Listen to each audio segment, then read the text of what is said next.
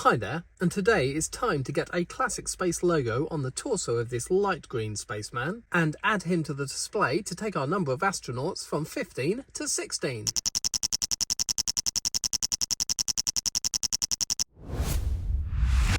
So back in October I made a video with the title I spent £270 just to get 2 Lego parts. And those 2 parts were the light green helmet and the light green air tanks to put on this spaceman. But my rule is to be in the classic spaceman display you need a classic space logo on your torso. And currently Lego don't make one. But in that video I came up with 2 solutions to get a logo on this guy's torso by still only using genuine Lego parts. Now the first solution was to use this sticker sheet which came in the Brickhead set 41597 and it was called Go Brick Me. And one of the stickers on that sheet is a classic space logo. And if you put it next to a classic space torso, you can see it's pretty much the same size, just slightly smaller. And I've managed to get hold of 4 of those sticker sheets, so I've got 4 classic space logo stickers. The other solution was to use a classic yellow spaceman, but not any one, it had to be one from a specific set. And that was set 6872, which was called Xenon X-Craft, or in some countries it was called Lunar Patrolcraft. And in that set, and that set alone, the classic spaceman came with a stickered torso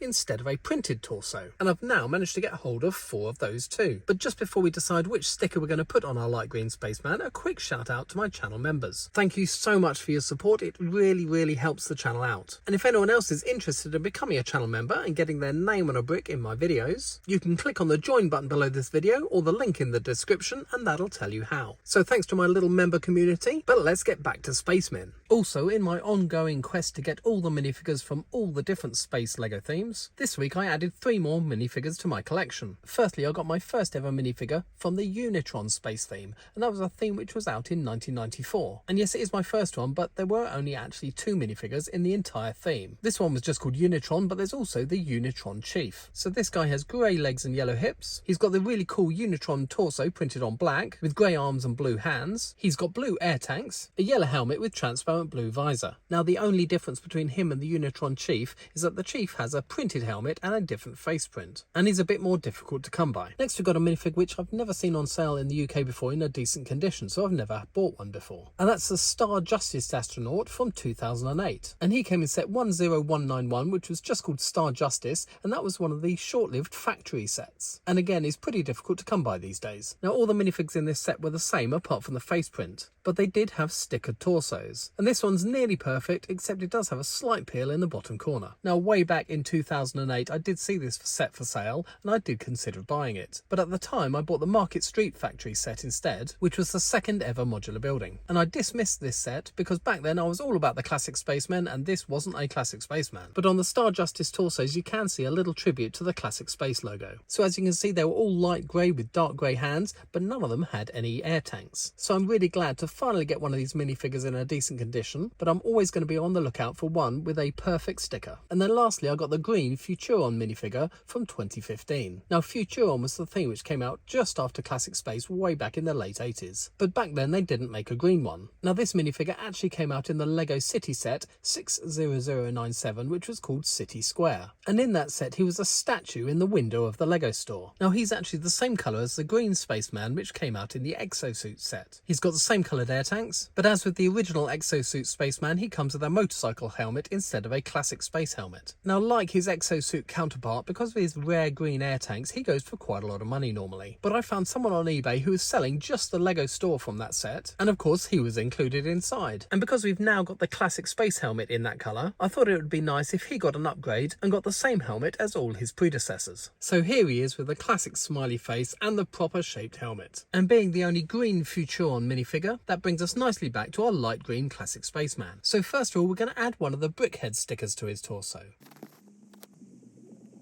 Now I think that looks pretty good, but now it's on you can see that the white outline to the space logo is a lot thicker than the original, and also because the stick is slightly wider than the torso at the top I had to mount it ever so slightly lower, so it's lower down on the torso than the original ones are printed. So yes, he's a light green classic spaceman. He does have a genuine Lego classic space logo on his torso, but hopefully the actual torso sticker is going to be a lot better. Now in buying these 4 classic spacemen with stickers on their torsos, I also ended up buying 2 regular Lego classic spacemen with printed torsos. videos. And that's because several people on Bricklink clearly didn't know the difference of what they were selling. I also contacted 3 other sellers on Bricklink before I bought their spacemen just to confirm it did have a sticker on the torso. And all 3 of them were also selling printed spacemen, not stickered. So out of the 9 I found on Bricklink in the UK, these are the only 4 I managed to get. Now on this first guy, the sticker's been applied pretty straight, but you can see it's fairly ropey on that bottom left-hand corner. So I don't think he's good enough to be in our display. The second one's been applied completely wonky, and because of that, the whole diagonal corner has been worn off over the years. So again, I don't think it's quite good enough for our display. The third one is completely straight, however it's been applied ever so slightly too high on the left-hand side, so it's lost a tiny bit of the left-hand top corner. And then the last one I bought was just the torso without the spaceman,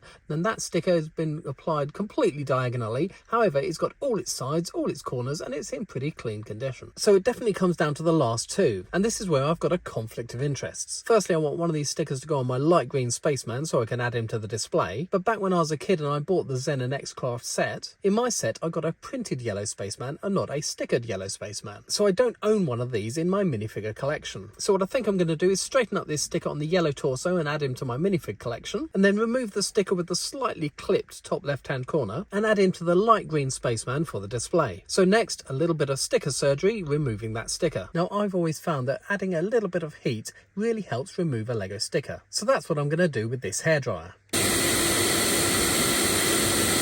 So with a little bit of persuasion from that slightly dented corner, you can see where the sticky has come off the torso there.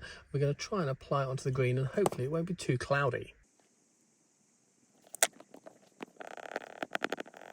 And I think that looks pretty darn perfect. And when we compare the actual torso sticker with the Brickheads version, I think there's no competition. And side by side with the printed classic spaceman, I think you can hardly tell the difference. So all that's left to do is now add him to the display. And going in the order of the colour spectrum, the light green guy has obviously got to sit between the yellow and the regular green. And because that was the colour of the green minifigure in the original Everyone is Awesome set, I've still got all the parts I need to build the bright green stripe. So at the moment the display is 16 studs, plus 4 studs deep, and with 15 spacemen at 2 studs each, it's 30 studs wide. So that makes it really easy to update to 32 studs wide by using 2 16x16s, and behind them I'm going to use 2 6x16s. So most of the display will stay the same from gold down to yellow with the first 16 studs, then we're just going to have to shuffle everything else over onto the new 16x16 plate. And as I start to take the display apart, you can see here there's the first 16x16, and when I remove the wall off the back, you can see there's that